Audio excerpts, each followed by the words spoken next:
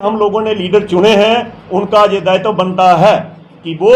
जमीन पे जाएं, इन मुद्दों के ऊपर ध्यान दें और ये जो आपस की लड़ाइयां हैं इनको भूलें, ताकि जनता कुछ ना कुछ हासिल कर सके और हमारे जम्मू कश्मीर के लोगों का कोई कल्याण हो सके। सत्य कहेंगे, सत्य लिखेंगे, सत्य चलेंगे। जय हिंद। मैं कर्नल सोमराज शर्मा, आम आदमी पार्टी उधमपुर। मेरा जो आज का मेन मुद्दा है, जो आज की प्रेस कॉन्फ्रेंस हम करने जा रहे हैं, इसका मुख्य उद्देश्य है कि जो हमारी जम्मू कश्मीर की जो असेंबली है उसके अंदर जो भी हमारे नेता लोगों का जो कंडक्ट है वहाँ पे, उसके विषय में मैं बात करना चाहूँगा। सबसे पहले मैं आपके माध्यम से मैं पूरी जनता को ये बताना चाहता हूँ कि जितने भी जो एमएलए हमने यहाँ से चुन करके असेंबली के अंदर भेजे थे,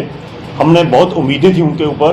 कि वो असेंबली में जाएंगे। जो पिछले 10 साल से जो हमारे जम्मू कश्मीर के अंदर जो जनता के काम रुके हुए थे कि वो जल्द से जल्द काम होंगे। लेकिन मैं कुछ दिनों से ये देख रहा हूँ कि जम्मू कश्मीर असेंबली के अंदर और जम्मू कश्मीर के जितने भी जो नेता चुने गए हैं, वो कहीं ना कहीं रोज़ कुछ ना कुछ हमें उल्टा सीधा सुनने को मिलता है। सबसे पहले मैं ये बताना चाहूँगा कि कुछ दिन पहले अभी हमारे बहुत सीनियर नेता हैं श्री हर्षदेव सिंह जी, जिनके साथ एक डिप्टी चीफ मिनिस्टर द्वारा एक अच्छा व्यवहार नहीं किया। मैं इन सबको ये मैसेज देना चाहता हूँ कि सबसे पहले इंसानियत के ऊपर ध्यान दें और जो सीनियर नेता हैं या जो भी कोई हमारा नागरिक भी है, उसको उतनी ही रिस्पेक्ट दी जाए, क्योंकि आप लोग वहाँ पे अगर पहुँचे हैं तो आपको जनता ने चुन करके भेजा है वहाँ पे, वो उनकी कोई विरासत नहीं है वहाँ पे जा करके बैठने के लिए। तो मैं सबसे पहले इसकी निंदा करूँगा कि जो हर्षदेव जी के साथ इन्होंने जो व्यवहार किया, ऐसा उनके साथ नहीं होना चाहिए था। नंबर 2, आपको मालूम होगा कि जो पिछले कल जम्मू के अंदर जो असेंबली के अंदर आपने देखा होगा कि जो एक गंदी भाषा का इस्तेमाल किया गया वहाँ पे। मैं ये नहीं कहूँगा कि वो कौन सी पार्टी के थे या कौन है, चाहे वो किसी भी पार्टी का, अगर वो कोई गलत बात करता है और एब्यूसिव लैंग्वेज यूज़ करता है, जो कि पूरी जनता हमारी जम्मू कश्मीर की असेंबली के ऊपर नज़र रखती है, चाहे वो हमारे बच्चे हैं, बहनें हैं, भाई हैं, बुजुर्ग हैं, सभी की नज़र होती है असेंबली के ऊपर कि आज कौन सा मुद्दा डिस्कस किया जाएगा और क्या चीज़ नई आने वाली है। लेकिन उनको एक गालियाँ सुनने के अलावा कुछ नहीं हमें दिखता वहाँ पर। तो मैं इस चीज़ की भी निंदा करूँगा और मैं हमारे चीफ मिनिस्टर श्री उमर अब्दुल्ला जी को भी ये बताना चाहूँगा कि असेंबली को ठीक ढंग से वो कंडक्ट करवाएं। अगर उनको कोई प्रॉब्लम आ रही है तो उसके ऊपर जो भी नेसेसरी मेजर्स उन्होंने अडॉप्ट करने हैं वो करें, ताकि जम्मू कश्मीर के लोग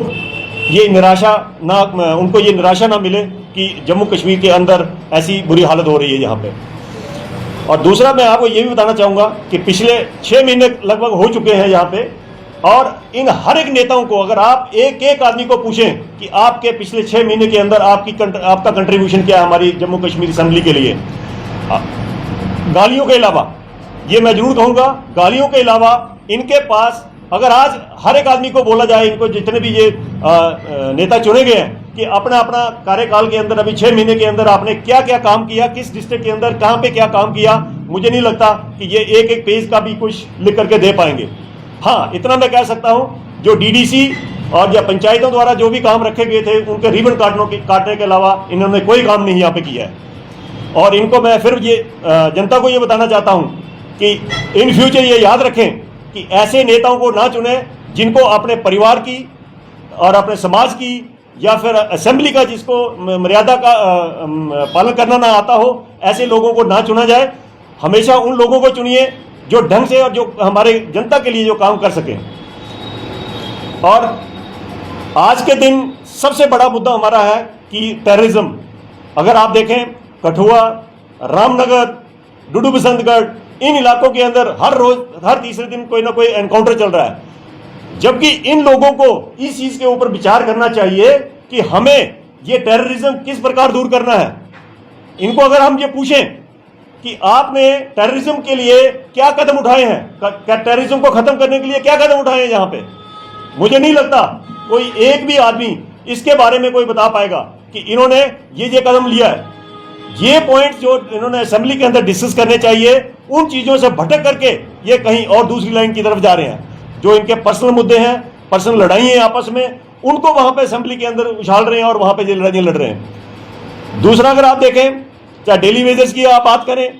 बिजली की बात करें, पानी की बात करें, जो कि आज हमारा सबसे बड़ा मुद्दा है जम्मू कश्मीर के अंदर। गर्मियों के अंदर,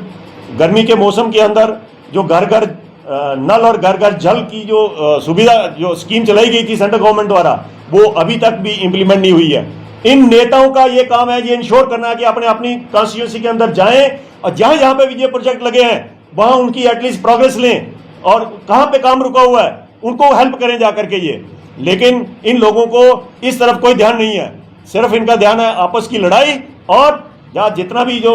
आप ये माइनिंग की बात करें या जो भी जितना भी जो क्रैशेस की बात करें, जो भी किस तरीके से ये पैसा इकट्ठा कर सकते हैं वो ये जगह ढूंढ रहे हैं। लेकिन मैं फिर ये बताना चाहता हूं कि उधमपुर की जनता के लिए, जम्मू कश्मीर की जनता के लिए जो भी हम लोगों ने लीडर चुने हैं, उनका ये दायित्व बनता है कि वो